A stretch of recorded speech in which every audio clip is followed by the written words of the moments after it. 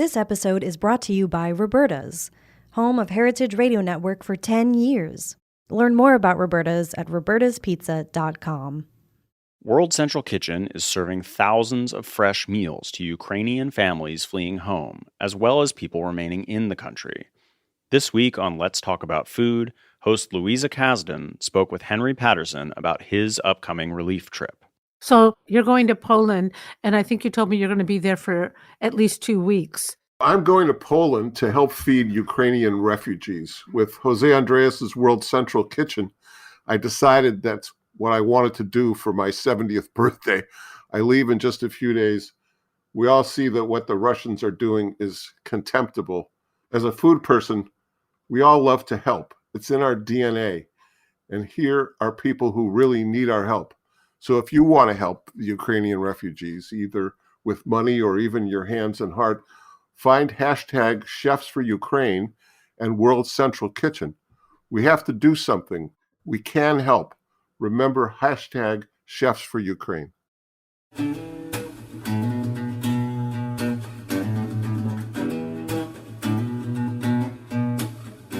Welcome to Pizza Quest. I'm Peter Reinhardt, a man on a never-ending search for the perfect pizza. This show is the audio version of the Pizza Talk YouTube series, where I engage in interesting conversations with some of the country's greatest pizza makers and other artisans. Thanks for joining me on this quest. Welcome to a very special edition of Pizza Talk. Very excited about this one. We're back with Dan Richer, but today he's going to be making something. The whole episode's about making something unique and special, and really this is a result of an Instagram post that our producer Brad English saw, and he kind of like went ballistic over, and he said, we've got to get him to make this for us, and that's how it all started. And I saw the photo, and man, we're just hungry. So this is if I'm not mistaken, you're going to be making the meatball sub that you posted on Instagram. Is that the... Yeah, we're going to start with making the bread, as a good sandwich starts with good bread. Exactly, and you're using your pizza dough for the bread? This is the schedule slightly different. We let it bulk ferment significantly more than we do for pizza, build up a little bit more strength and gas before we shape it. And obviously the shaping is different. We do a pre-shape, a gentle ball pre-shape, and then we roll it into just like a mini batard. And then we tried doing it with this shape, a mini batard, but it wasn't ugly enough for me. I like ugly bread. I like that too. We're gonna just completely change the shape at the last minute before it goes into the oven. Good. Well, you're going to take us through it, but before you do, is this something that you make regularly at Raza? We started during the pandemic with the sandwich. It's something that we've been thinking about for years and experimenting with for years, but we never really had the time in our schedule with the oven temperature and the physical space. So we're able to do it now, which is great. So you make the meatballs sub or hoagie on it, but any other sandwiches besides meatball? Yeah, we did a prosciutto sandwich, and we have maybe 5 or 6 in the pipeline ready to roll out, but we're going to do it slowly. Okay, good. Well, show us how you make your ugly bread, because we love ugly bread. Yeah, so we took the dough out. It was proofing free form in dough trays, just because that's the only space that we have for storage. Then we're going to brush a little bit of olive oil on each one. And I also didn't tell you, we actually flipped it upside down. So you mean after you pulled it out of the dough box, you flipped it over? Yeah. Okay. So you got seam side up now. Seam side up. Okay. And we always have issues with steam in the wood-fired oven.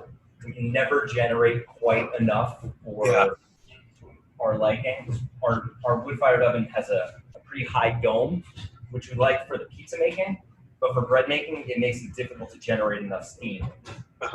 So does the oil help to take the place of that? Exactly. All right. Yep. And with our final shape, it's also going to help it make it nice and ugly.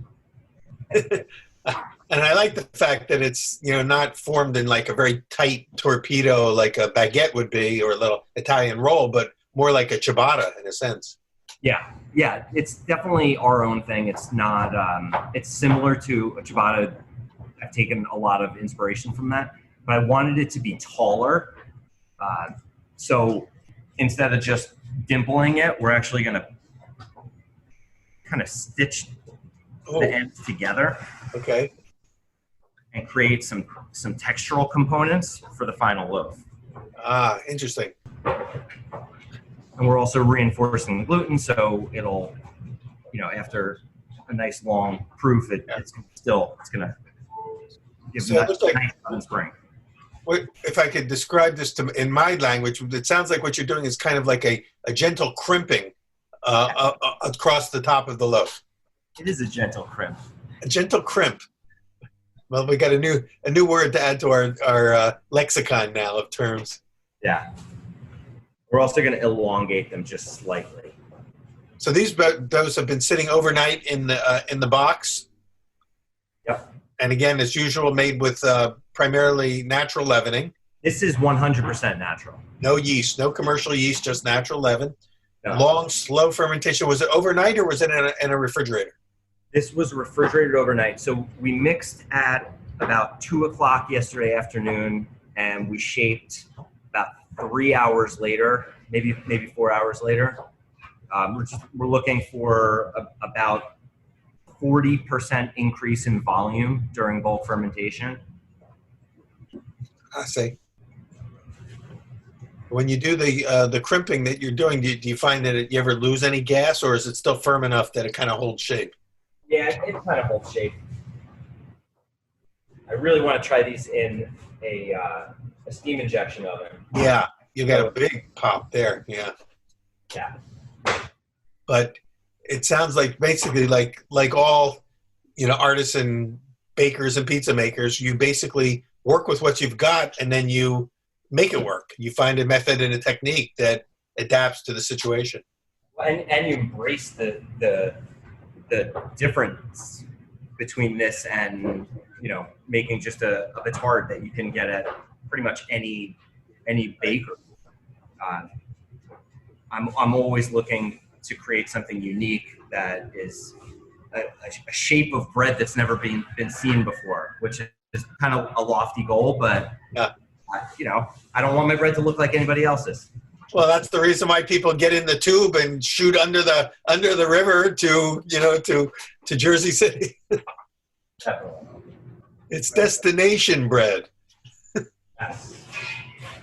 All right, so you just mop the oven with some damp towels. Okay. Create a little bit of steam. Yeah, I can see a little steam coming out of there. Okay. We got rice flour. Okay. Baked crimp side up. Crimp side up. With the oil, with the little oil slick over the top. Yeah, I like that the oil prevents it from sticking together completely. Right. It's ugly. So it creates an intentional little flaw there that you then exploit by making it work for a sandwich. I wouldn't call it a flaw. I would call it a textural component. Yeah, all right. It's intentional, so it can't be a flaw. Yeah. If it didn't perform funny, then it would be a flaw. Yeah. All right. Round 2. Well, if any of you who are watching saw the Instagram post, or you want to go to the Raza Instagram page, you can probably see that assembled sandwich up close to experience what got us all excited about wanting to have Dan make it for us. But now you get to see the whole process. Yeah. How long do they take to bake, Dan? The breads? About 11 minutes. It really depends on the temperature of the oven, and we have no control over that, really. What's your ideal temp for this? Is about you up at about 600 or 700 degrees, or what? No idea.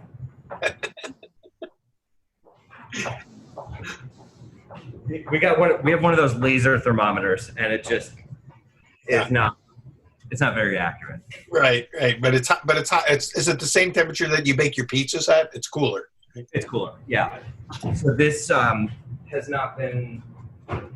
We haven't built a fire since last night. So you're really working off the residual heat. Yeah, but our oven is very well insulated. You want to switch? Man, you're getting a lot of loaves in that small oven. Yeah. It's amazing. Yeah, we'll be able to get about 30. 30 loaves and a bake? That's astounding. From this distance and from this shot, it looks like you wouldn't handle that many, but that's pretty cool. Now, I got it, while you're doing it and while we're waiting for them to bake up, have you ever baked any where you actually put fillings or anything in it before you baked it? Did it almost like Stromboli style? We have a couple of ideas for calzones. Calzones, but that's really the only stuffed thing that we do. I had to ask because my mind's spinning away now. I'm seeing this dough and all the things that could possibly happen with that dough. Yeah, there are so many possibilities. That's one of the reasons why I still feel like I'm at the beginning of all this, because there's so many ideas and so many possibilities. Well, that's part of what we love about what you're doing at Raza is that it's a never-ending discovery process for you, and your customers are the beneficiaries of that. And we are, because we benefit from learning all these new things and just trying new things every day. Yes. No, but 2 minutes. All right. Unbelievable how many loaves you were able to get in. Yeah, we got them all. All right, now we gotta go. Spray bottle. Gonna create a little more steam in there. Put the door on. Okay, good. Hot, wet towels. More steam. Yeah, creates humidity in there. Yeah, so it creates a nice tight seal. Yeah. Keep any humidity in, and it generates a decent amount. Awesome. So it probably arrived at all of this through trial and error and a little bit of applied knowledge, and before you know it, you have a system in place. For steam, I've tried everything from a laundry steamer, like something you would steam a suit. Yeah. Those are good. Yeah. I've tried the garden sprayer. I kind of ruined an oven adding too much steam to the oven. Crack? A little bit, yeah. Oh boy, yeah. I was wondering about that because my first impulse would be to use one of those pumper steam, garden steamers, but too much then. Yeah, too much is not good. Hot concrete basically and a ton of water is not a good. Yeah. Well, and of course, the oven itself dictates what would be appropriate for that situation too. Yeah. So one of these days, you probably have some friends locally with bakeries with like steam injected deck ovens where you maybe do a run. I'm buying one. Buying one? Yeah. Oh my gosh, where are you going to put it? We just leased the space next door, so we're in the process of building that out, and that's going to have a nice oven. Well, while we're waiting for these to bake, and we got a little bit more time in this segment, we're going to come back in segment 2 and actually see the finished product. But can you tell us a little bit about anything that we need to know about the prep and what happens when they come out of the oven? Yeah. So when they come out of the oven, we're just gonna slice it down the top. We're gonna re-toast it to get it a little bit more caramelized on the edges. And then we're going to fill it with meatballs, burrata, and Parmesan. Meatballs, burrata, and Parmesan. Yeah. Wow. So that's going to be oozy, cheesy, and amazing. And so you're getting the big oven for next door. That means you're going to be going into a much bigger production operation and crank out more of these sandwiches, it sounds like. Yeah. Yeah, we can only really get one round of baking in before the oven temp is a little too cold. Yeah. We could probably get a second one in, but we honestly just don't have enough time because we're prepping everything else too. Yeah. We only have that one oven, so we've got to make. How many meatballs are you making today, Jonah? We're gonna make about 400. We're making 400 meatballs after the bread comes out. So How many meatballs per sandwich? 3. So there you go. So about 125, 130 sandwiches. Yeah. But in the future, the possibility of Endless. sandwiches. Endless. Yeah. Unbelievable. Well, and another reason to get in the, what do you call that tube that goes under the between Path. the path? Yes.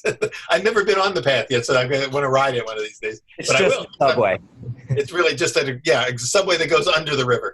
Yeah. It's kind of like going under the English Channel, but it certainly has changed, I think, the transportation scene in between the city and Jersey City and over Yeah, to Hoboken. I think it's just the people aren't afraid to get on it because it's just a subway with a different name. Yeah. But it makes everything possible. So it's on my list for sure when I come to the city. Whenever the cloud lifts, I'll be there. You're gonna love it. So you got your meatballs going, and do you say there's some sauce that goes on there? Is it pizza sauce or a special sauce or what? It is the same tomatoes that we use, but we treat them very similarly. But we obviously cook the sauce for the meatballs, whereas the pizza sauce goes on raw. So it's just tomatoes, a little bit of extra virgin olive oil, gently cooked, and then we drop the meatballs in to finish cooking. Got it. All right. So you're pretty much you got all your mise en place done. You're ready to go. You got your cheese ready. And so now we're just waiting for the bread to come out. Yeah. So in 3 minutes, we're going to check it. We're going to pull off our hot, wet towels, let all the steam escape because we want it to then get a little bit crispy. Okay. Well, we'll hang in on this episode. On this segment, we'll hang in until the opening of the door. I love to see steam come out. It's very dramatic. Bakers love when the steam gets released from the oven, and we'll see where it is at in the in the process, and then we'll come back for the next segment where you pull them out and turn them into sandwiches. How much cooling time does it take from when they come out of the oven till you can slice them open and use them? Well, ideally, we give them an hour, but it's fine. You're still for this, we'll be fine. So but give it a couple minutes to cool off and then slit them open. Yeah. All right. Well, if you could pass them through the screen to us, and so I wish I could. Yeah, I know. We all do. Yeah. All right. So we must be getting close to that reveal, and we got Nick over here mixing pizza dough. Hey everyone. This is our second batch of the day.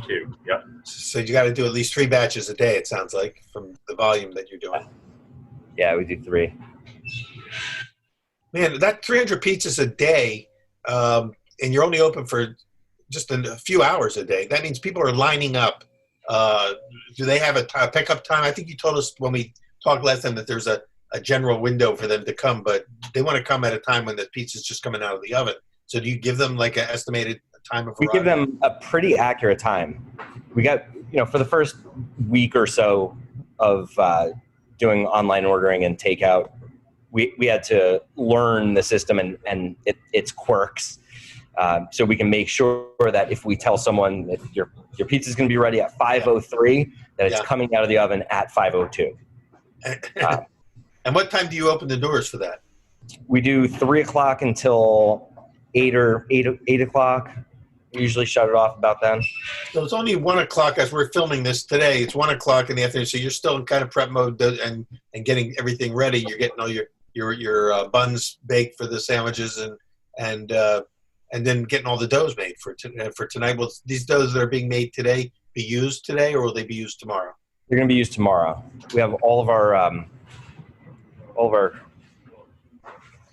wow trays. And again, just to refresh for those who didn't see the last episode, once they're formed into dough balls, do they go away overnight in the fridge, or do they sit out overnight for a very slow rise? Right now, they go into the refrigerator. Yes, in this heat, with this temperature, you can't really risk leaving them out all night. Yeah, we can. I have so many different dough recipes, but I've found that the most consistent is doing this pretty standard bulk fermentation at room temperature, divide, and then retard in their shapes. You get by far the most even and consistent product that way. Okay. Yeah. But we also have same day dough, which is just a fantastic recipe, and it uses old dough as the pre-ferment. Uh-huh. So we just need to save a certain amount of our previous night's dough, and then we can mix at 12 o'clock and it be ready at 6 o'clock. Not bad, not bad. Yeah, because the old dough gives it Really, it kind of ages the dough for you. Yeah. Quantum ages it. Yeah. All right, we're ready. Go. Hey, Steph, can you hold this? Oh, there's the steam. Yeah. It is. Yeah. Nice blast. You want to make sure your face isn't too close to the door when you pull it out. And nice little pop in the oven, right? A little oven spring. Yep. And still need for how many more minutes would you say before you get the color you're looking for? I would say we're going to put it. We're going to set the timer for about 3 more minutes and then change. Again? Okay. Well, why don't we do this? Why don't we take a break right now while you're waiting for these to finish up, and we'll come back and all of you join us for the next segment of meatball. What do you call them? Meatball subs, meatball hoagies. What do you call them in the menu? Yes. Meatball sandwiches. Meatball. Where I'm from, they would be called parm. What's that? Meatball parm. Meatball parm. But no sub. The word sub doesn't appear on there. Yeah. In Not for us, but Philly, we would call them hoagies. they're definitely not grinders. Grinders, yes. They're not grinders. Definitely. All right. But whatever you call them, it's going to be meatballs and parm and deliciousness. And we'll be back in a few minutes with Dan Richer at Raza in Jersey City, New Jersey. Can't wait to see the finished product. Join us in the next round. We'll be right back with more Pizza Quest right after this break. This episode is brought to you by Roberta's, home of Heritage Radio Network for 10 years. Roberta's was founded in Bushwick in 2008 and has become one of the most iconic restaurants in the country. HRN made its home inside of Roberta's in 2009, and together they have become part of the DIY fabric of the neighborhood. Roberta's, the pizza restaurant, is open for lunch and dinner 7 days a week and serves much more than just the famous wood-fired pizzas. Their team dreams up new salads, pastas, and sandwiches on the regular. Roberta's Tiki Bar is alive and well in the back garden, serving up frozen drinks in the summer and hot toddies in the winter. Stop by the bakery and takeout spot next door for fresh breads, sticky buns, and pizzas to go. And of course, there's the 2 Michelin-starred Blanca tucked away in the garden for truly daring diners. But Roberta's also extends beyond Bushwick, with multiple locations in New York City and now in Los Angeles. You can also find their frozen pies in grocery stores around the country. The spirit of Roberta's, like Heritage Radio Network, is everywhere. Here's to many more years of pizza-powered radio. Learn more about Roberta's at robertaspizza.com.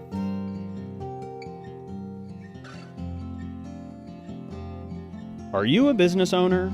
This spring, amplify your business and support HRN's mission by becoming a business member. HRN is dedicated to spotlighting small businesses that keep our communities vibrant. With a $500 business membership, HRN can shine a light on your work, and you can help sustain our mission to transform the way people think about food.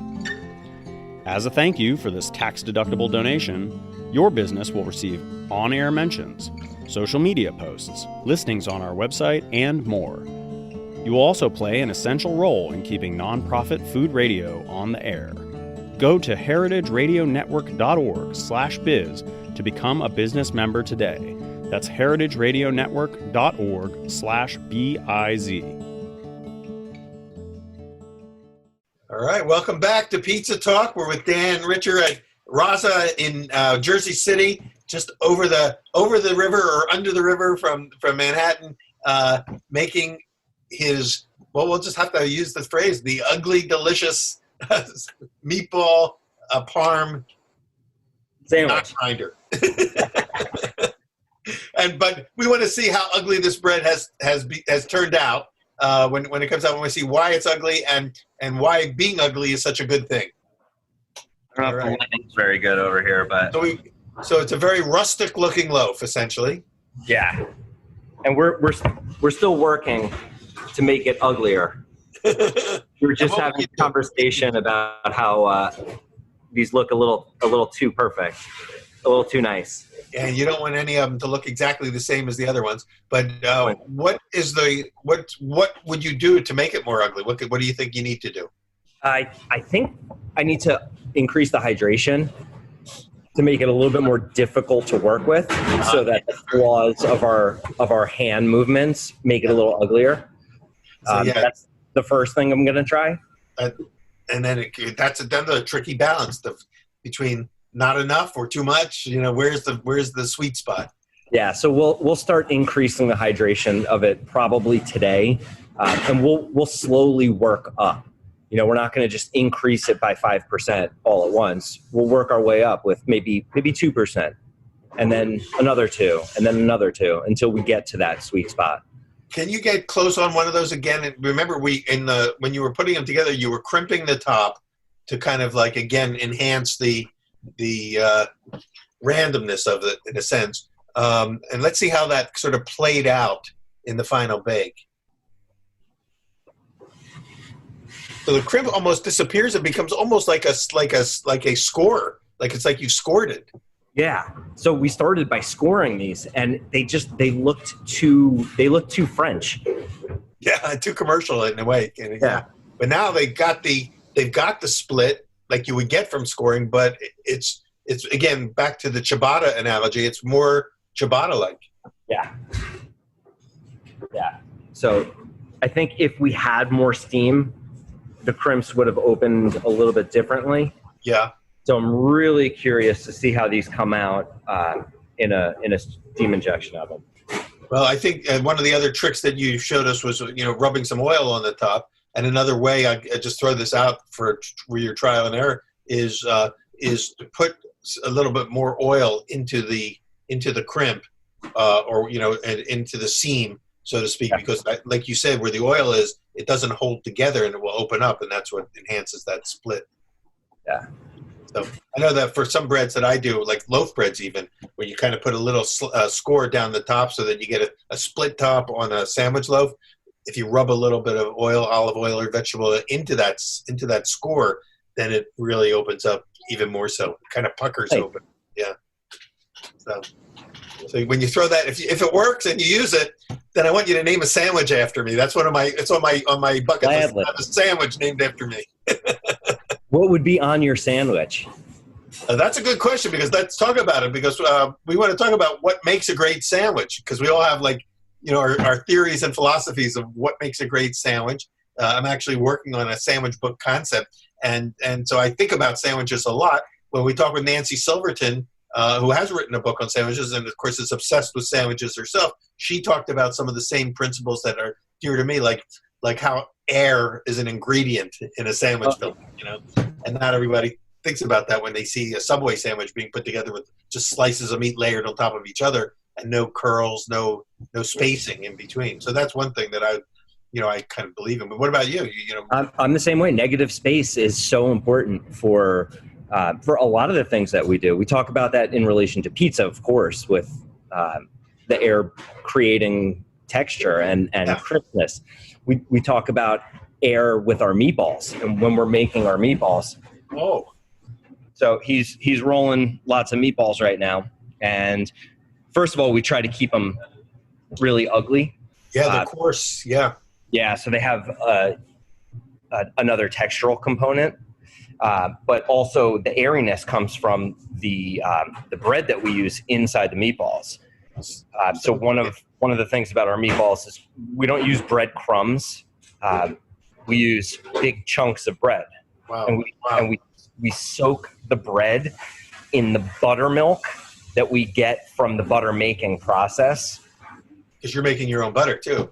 Yeah. That's right. Yeah. We make our butter. We get buttermilk as a byproduct. We take big chunks of our day-old bread and we soak it in the buttermilk to soften it up, and all that airiness from the crumb of the bread creates airiness and lightness in our meatballs. What kind of meat do you use in the meatball? What's your meat? What's your meat blend? We're 50-50 beef and pork. Beef and pork. Okay, good. And is it a kind of a coarse ground? It looks like from here that the meat's coarse. It's not finely ground. It's not too fine, and all the animals are naturally and locally raised. So we get such incredible flavor from that.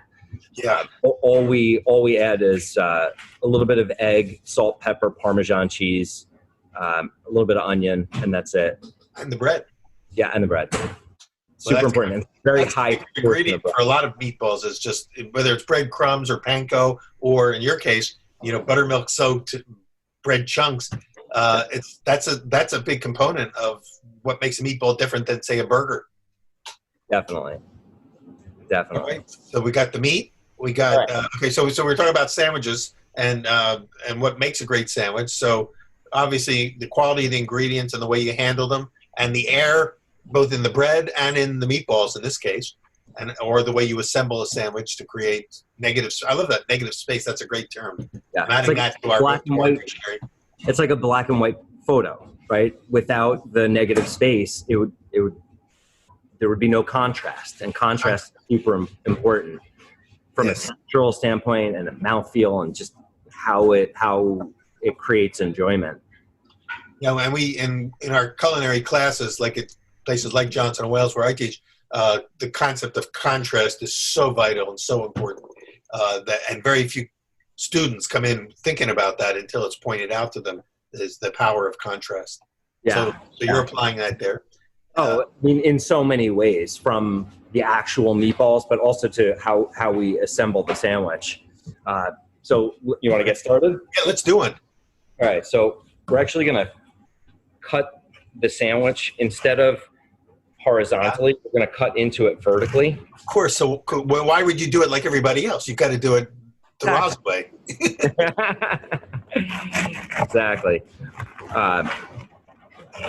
Yeah, because I love lobster rolls. Yeah. And I love how it feels to eat them, where you're picking them up and biting into it kind of on a downward trajectory. Yeah. And it makes it less messy. And especially for a messy sandwich like a meatball sandwich. Yeah. If we slit it horizontally, you're just going to get sauce everywhere. This creates a nice trough. Yes. And we can see the beautiful texture in those rolls now. Yeah. A big open, irregular crumb, which is what artisan bakers crave in their not just their ciabattas, but in their baguettes as well. Yeah. So there's that negative space again. And that's right. You're gonna recrisp them now. Is that right? Yeah. I'm just gonna get toasted up, get a little bit more caramelization, and I really want the cut to get a little bit more dark. Kind of get a little toasty quality there. So you mentioned lobster rolls, which of course is one of the great sandwiches of the world. Is that something we'll ever see at Raza, the Raza lobster? Probably not. It's a little tricky when you start bringing seafood in and all that. But I'm into the seafood. It's the bread. Like, I want to make our own bread, right? Like, if we make a sandwich, it's going to be on bread that we make. Right. And I don't know if I have the skills to make a good version of that bread. Well, it is a different kind of a bread. It's usually a little softer, more like a banh mi type roll. But I don't see why you couldn't do it on that. Instead of throwing it back in and toasting it, just go ahead and just put the lobster and all the goodies on there. But not a bad idea. But let's talk about that, in terms of, like, again, what the qualities of a great sandwich. So with textures and, and air and all the spacing and all that, what is it that makes a bite of a sandwich explode in somebody's mouth? Depends on what type of sandwich. The sandwich is such a large food group that talking about a meatball sandwich versus a turkey sandwich versus a lobster roll, I'm always looking for the emotional component of a sandwich. Like, does it make me feel this sense of joy and comfort almost. Like one of besides pizza and ice cream, two of my favorite foods are a grilled cheese sandwich and a bowl of chicken soup, because they're the most comforting foods that I grew up with, and I still crave them on a rainy day, or if I don't feel good, it just brings such comfort to my brain. So even when you even say the word a meatball parm, sandwich, you're already yearning for that connection, that emotional connection, and almost a nostalgic experience. Definitely. And then, I think on the other side of the story is a sandwich offers so much promise of that, and when it doesn't deliver on that promise, then it's such a letdown. I mean, when you get a sandwich that's just got a few slices of cheese and ham sliced on it with a slather of mayonnaise, and you bite into it and you go, I'm not having my emotional, catharsis right now. It's because they honor the principles. It's still pretty good. Even a bad sandwich is still pretty good. Yeah, but we know what's possible, and I think that's the thing that drives the artisan community and the food community these days, especially with all the exposure we have through media to what's possible in food. People want that multi-leveled experience, not just a flavored taste in your mouth, but the deeper connection. I mean, and that's not so easy to deliver. And that's where I start with sandwiches. For me, it starts with the bread, and the internal components of the sandwich are all based on either emotion and trying to create something either from my childhood or something that really comforts me, or it's ingredient derived, right? Yeah. So, if we had great octopus, I would make an awesome octopus sandwich if that was available and super fresh, and or any vegetable from some of the farmers that we work with, that would lead me to create a certain sandwich. Got it. Yeah. Well, let's make the meatball sandwich. Then let's talk about some other sandwich possibilities that we might see at Raza. All right. We first start with a beautiful loaf of bread. Let's do the crumb shot one more. End it there and just have this. Take a bite of that bread and be a very happy camper. Definitely. All right. So then we got our pot of meatballs. All right. And we're always do the first one in the center, kind of holds open the sides. In case anybody's wondering, and I don't know if you have a weight, but do you have what does each meatball weigh? 90 grams. 8 grams? How many? 90 grams. 90 grams per meatball. 90. Yeah. Wow. That's a good question, Peter. That's like 4 ounces of, almost 4 ounces of, 3.5 ounces of meat per meatball. Yeah. All right. There it is. We got the meatballs in. And then we have burrata that we've actually just run a knife through to get it into manageable bites.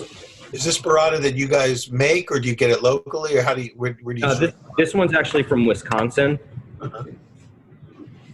Okay. So now we're putting a piece of burrata in between all the meatballs. And talk about contrast here. The burrata is cold. The meatballs are hot. Yeah. And that's the first word that went through my head was contrast. When you think about that looking at that cheese and then the bread and the meat, the 3 different textures that work here already. Yep. And then just a little bit of Parmesan cheese. Brings it all together. Can we get an overhead shot? There we go. And now this is kind of like the Instagram shot now, right? Yeah. I also love this one when we slice it.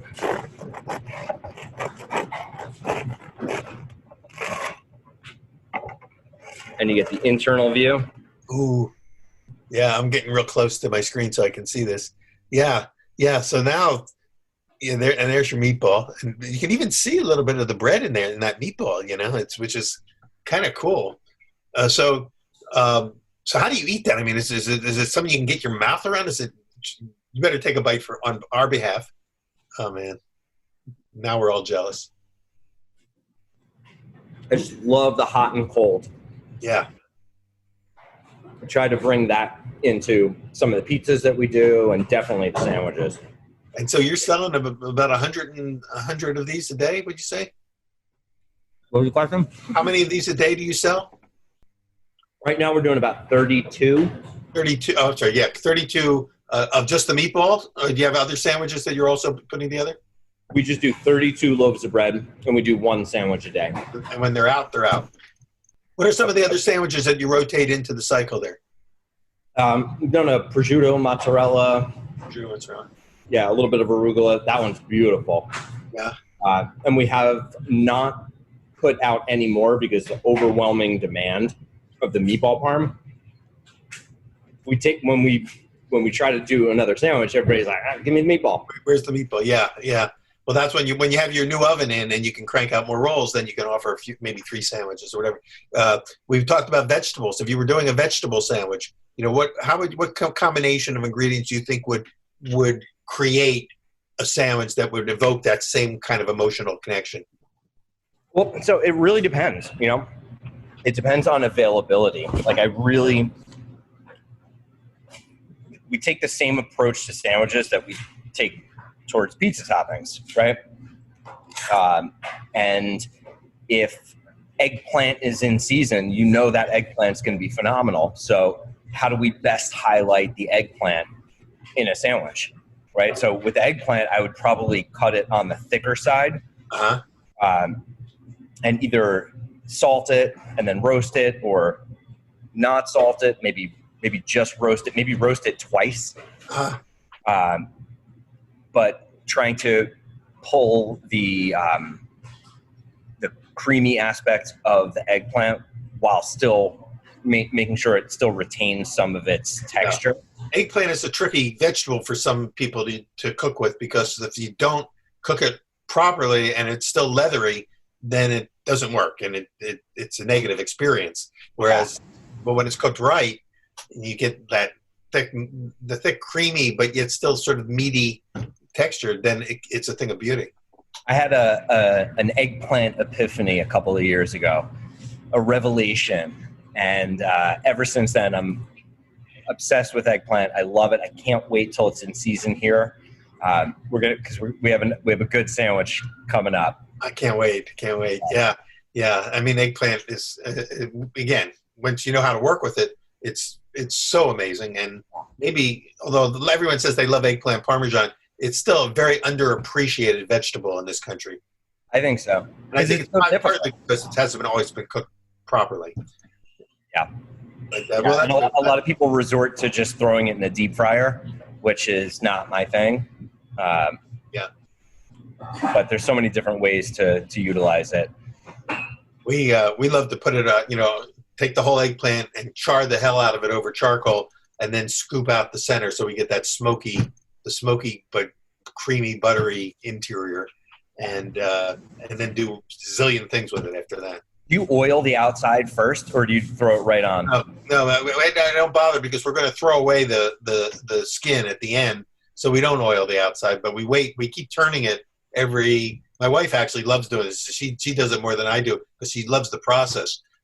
And of like every 5 or so minutes, giving it a little quarter turn, and you keep turning it until the whole thing kind of like turns into a mush bag. And when it gets mushy, then we throw it in a bowl, cover it with plastic wrap, let it steam for a minute, and then when it cools down, we start scooping everything out. And after that, maybe we'll add some lemon juice, salt, pepper, whatever, garlic. You can make baba ganoush out of it. But you can make almost anything from it, and it can be used as a relish. You name it. I mean, I think it's a vegetable that you can build a whole restaurant around if you were so passionate about it. It's actually a fruit. Well, is it technically a fruit? Now, okay, for those of us who are ignorant about this, what differentiates a vegetable from a fruit? Vegetable is the plant part, the stalk, the stem, the root, the leaves, and a fruit is the fruiting body. It's the DNA component. It's the seeds are carried. Yeah. Well, when you say it that way, then I'm doing, what an idiot. Of course. Yeah. They're all fruits. The tomatoes are fruits. Tomatoes are fruits. Well, all right, we've learned something else here today on pizza. Not only how to make a great sandwich, but that an eggplant is not a vegetable; it is a fruit. So thank you for that. And again, before we run out of time, we've been talking a lot about sandwiches. Are there any other give us one more sandwich idea that you've been mulling over in your head, so that we can come back and revisit you with in the future? What? The octopus sandwich is a big one. Yes. Yeah. Good. But that would be amazing. I mean, where can you get a good octopus sandwich these days? You get it sometimes as a nice appetizer at a Mediterranean restaurant, but I've never even thought about making a sandwich. Yeah. But yeah. So we'll cut it down the slide, and then all the tentacles would be wispy and sticking out of the sandwich. Yeah. It's gonna be good, man. Ooh, that would be awesome. All right. Well, when you get that one on the menu, we want to capture that here on Pizza Talk. And Dan, thank you so much for sharing this sandwich with us, and kind of expanding from the original photo that we all saw on Instagram to the actual process and some of the thinking behind it, some of the philosophy and some of the work. This is great that we're actually in the restaurant now. Last time we were in your kitchen at home and you made us a pizza. So we'll come back another time and see an actual Rasa pizza, made at Rasa as opposed to the one in your house, because again, people travel a long way to get those pizzas, and now probably a long way to get those sandwiches, because everything you're doing is really thought out. I think really it captures what Pizza Quest and Pizza Talk have been about all along, which is to celebrate the artisan spirit, which is to do things the right way. It's all about flavor. It's all about honoring the ingredients, honoring the craft, and we love what you're doing there. So thank you for sharing all that, and congratulations on all your success. Thanks, Peter. All right, and we will see all of you on another segment and another edition of Pizza Talk. Keep coming back. We're going to be posting new pieces. We're going to get Dan back with our Pizza Yodis, because you're now like a member of the Yodi Council of experts, and we'll see all of you on the next episode of Pizza Talk. Thanks. Pizza Quest is powered by Simplecast. Thanks for listening to Heritage Radio Network, food radio supported by you. For our freshest content, subscribe to our newsletter. Enter your email at the bottom of our website, heritageradionetwork.org, and connect with us on Instagram and Twitter at heritage_radio. You can also find us at facebook.com/Heritage Radio Network. Heritage Radio Network is a non-profit organization driving conversations to make the world a better, fairer, and more delicious place. And we couldn't do it without support from listeners like you. Want to be a part of the food world's most innovative community? Subscribe to the shows you like, tell your friends, and please join the HRN family by becoming a member. Thanks for listening.